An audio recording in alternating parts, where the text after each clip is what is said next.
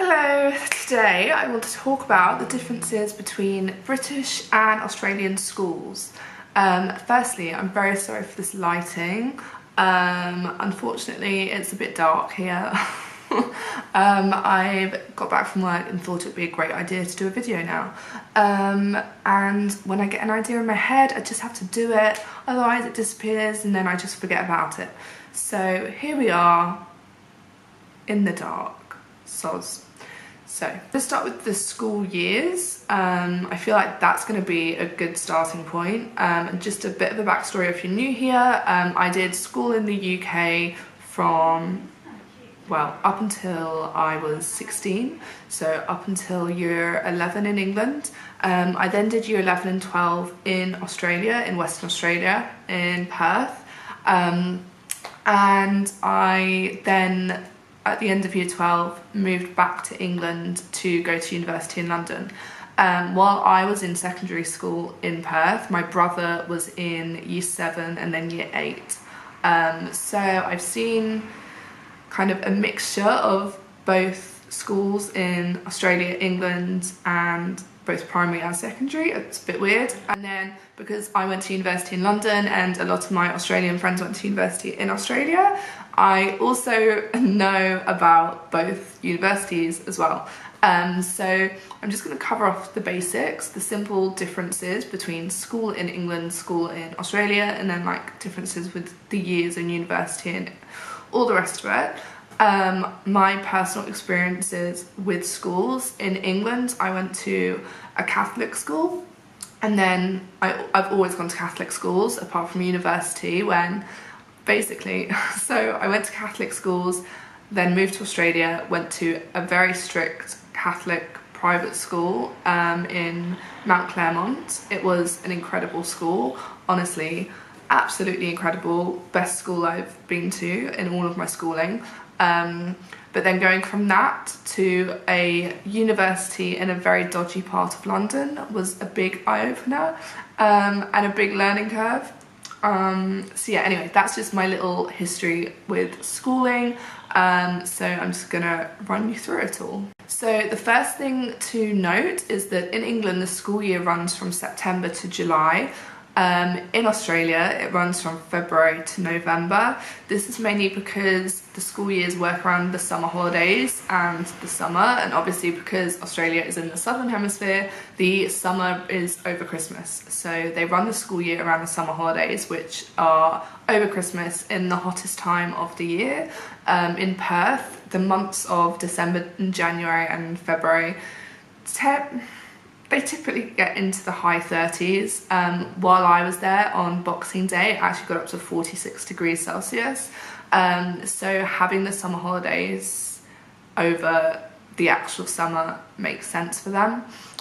It can make it a bit confusing if you're moving countries with kids. It can make it very confusing. For example, my brother and I were in completely different years and at different stages of schooling to our friends back home when we moved to Australia. And then when I went back to England, when I finished school, I then had like a few months before I started university while my friends were still in school, hadn't even finished their exams or anything. So it is a bit strange, but anyway, I will continue and explain the years to you. So primary school, typically in the UK, you start primary school in reception when you're 4 years old, and then you finish primary school at the end of year 6 when you're 11 years old. In Australia, you start school at the age of 3 when you go to kindergarten or kindy, and then you finish primary school at age 12 when you're in year 8. Secondary school, you start secondary school in England age 11 in year 7, and in Australia you start age 12 in year 8. So Australia kind of does it one year on, which was a bit confusing, and my brother was absolutely horrified that he had to do year 7 all over again. And while all of his friends went off to secondary school, he had to stay in primary school for another year before he went to secondary school, which completely horrified him, but he got over it, so it's fine. When it comes to finishing school and graduating, Australians actually graduate in year 12 at the age of 17, whereas in the UK you don't finish until year 13, so you do an extra year and you finish school when you're 18. Now it gets a bit confusing here because those last 2 years in the UK, so year 12 and year 13, aren't compulsory school years. So if you want, you can leave school at age 16 after year 11, but most students, actually I have no idea what the numbers are, but you then, when you're 16 and you finish year 11 of secondary school, you then have a choice. You can either leave school and do an apprenticeship or find work, but if you do leave school, your parents have to write and give some sort of proof that you're either going into a full-time job or an apprenticeship. I don't think you can just leave school at 16 and then just do nothing. Or you can continue your education and do your A-levels, which is your last 2 years of school, to then get into university. And those last 2 years, you can either do them at a sixth form college, or you can go to a normal college, and you can do some sort of college course, which in Australia, the equivalent of that is called TAFE. So in England, you then do your sixth form, and you can either stay at your secondary school to do sixth form, or you can go to a specialist sixth form college, or go to a completely different school and do sixth form. But sixth form is literally your last 2 years of high school, secondary school. Also in Australia, they call secondary school high school. High school in England is called secondary school. And then, yes, you finish sixth form year 13 at age 18. And then you either go straight to university, or you can take a year out and do a gap year.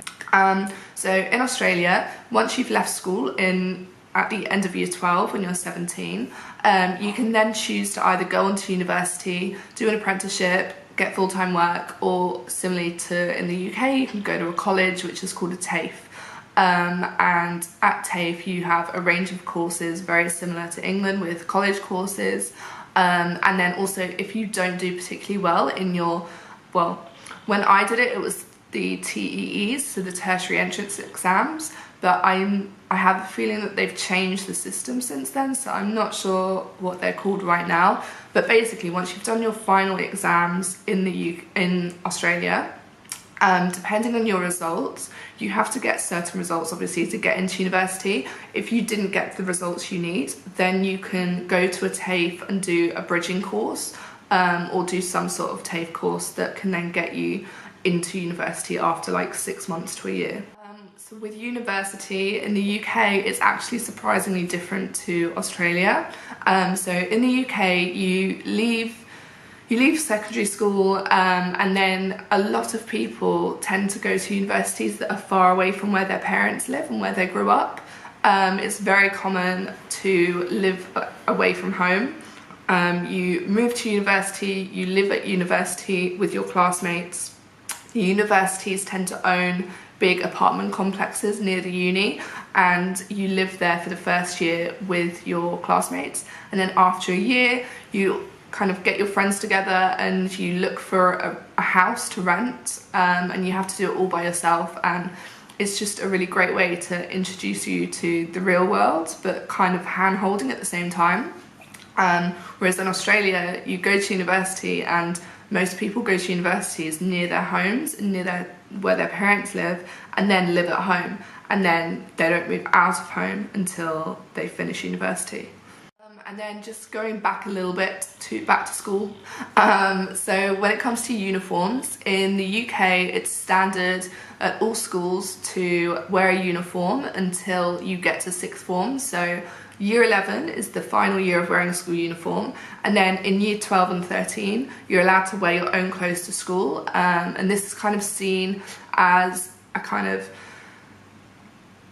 it's kind of like a rite of passage, and that one step closer to becoming an adult and being able to wear your own clothes in the real world. It's seen as kind of a stepping stone into the adult world, and it's one of those things where when you're in school, it's the most exciting thing, especially if you go to a school with a sixth form attached to it. and you see all these older kids wearing their own clothes to school, and it's so exciting, and you and your friends are always just like, oh my gosh, look at those sixth formers in their own clothes. Well, that's going to be us one day. In Australia, so that was one thing I was really sad about when I came to Australia, was the realisation that I wasn't going to be allowed to wear my own clothes to school, and I'd still be in a uniform, and all my friends back home are in their own clothes. So for me, as a 16-year-old, I think that was probably the hardest thing I had to deal with when I moved schools, to a completely different country, was the fact that I wasn't going to be able to wear my own clothes. I couldn't believe it. I was in shock. And then finally, with subjects. So in the UK, when you go into sixth form, in year 12 and 13, you get a wide variety of subjects that you're allowed to choose from. These range from psychology to media to law, all sorts of like weird and wonderful things. In Australia, you only get the standard subjects, so like maths, history, ancient history, music, English, blah blah blah. You can do media as well. So when I moved to Australia from England, I'd already had it in my head back in England that I wanted to do all these different subjects. I wanted to do psychology, I wanted to do law, and then I came to Australia and they were like, we don't do those subjects here. I was just like heartbroken, and all of a sudden I was faced with choosing subjects that were just boring and so basic. So I ended up choosing loads of subjects. I think I chose six subjects, and then I ended dropping 2 because obviously that was too many. And they had warned me, they had said to me, you haven't done any of this curriculum before. So I had to do Australian geography, Australian history, Australian literature, and Australian politics and law, and it was all just so much that I ended up dropping music and politics and law because I could not get my head around Australian politics and law. And it's funny because actually now politics is one thing that I'm really passionate about just in my own personal life, and international politics in particular. Law, I still can't get my head around. That was hopeless. But yes, so also difference with subjects with Australia versus England is Australia right through school just offers the kind of standard basic subjects, whereas England, when you get to sixth form, you have a lot more variety. However, another thing that really shocked me, and I'm not sure why I was so shocked, but when I moved to Australia, I had this thought in my head that everyone, and it's really stupid, but I was 16, so don't judge me, but I thought that everyone in Australia was going to be really dumb and a bit stupid, and so I was super confident and super like, yeah, I'm going to do amazing. The truth is that I then partied my way through year 12 thinking that, this is going to be fine, and then failed and could not get into university in Australia. And that is the reason why my parents dragged me back to England to go to university in London, because I got an unconditional offer to a uni in London, so that was literally my only choice. So it's basically my own fault, but I regret nothing, absolutely nothing. But what surprised me is that kids here are super smart, and especially because what I think is different is that in Australia they learn very intense maths and sciences, whereas back home you just learn standard maths, statistics, biology, chemistry, physics. In Australia, they had separate calculus classes and trigonometry classes and all of this stuff, and like human biology, not just biology, human biology. And I was just in shock at how intelligent everybody was. And it might have been because I went to a very good Catholic private school. I mean, Catholicism has nothing to do with it. I went to a good private school, so it might have been that. I'm not sure what the state school system's like in Australia, but I was shocked at how high the standard of education was in Australia. And honestly, out of being educated in Australia versus England, I much preferred school in Australia to school in England. And even though school in Australia was a lot more strict and a lot more intense, I feel like I learned a lot more than I did in school in England. So yeah. So anyway, those are my experiences with school in England versus Australia. Obviously, it's different for everybody depending on what schools you go to. and I don't know if the systems have changed now. Also, obviously sport was a massive focus at school in Australia, and we had like swimming carnivals and there was a swimming pool in the school and everything, whereas in England you only really did swimming in primary school and that was it. So those are the main differences. I hope it helped. Sorry if I've rambled a bit. As I said, just got home from work. Idea popped into my head on the way back and I was like, oh my gosh, yes, I have to talk about that, because when I moved here, probably the main questions I had as a 16-year-old was, fuck, I'm going to a school in a different country, what do I expect, what's going to happen, what's going on? And there was, like, back then, 10 years ago, there wasn't really a lot of information online. There wasn't someone who had the experience being able to tell me what it was like moving to a different school and what the main differences were. So I'm hoping that this will help somebody. I will be doing another video at some point about the difference in cultures between schools and how I found it starting a school in a different country, and some tips on what helped me start school in a new country. But this is already becoming a longer video, so I will leave that for another time, and thank you so much for watching. Please subscribe if you enjoyed or found it helpful, and drop me a comment below if I've missed anything or if you have anything else to add to it. Okay, thanks, bye!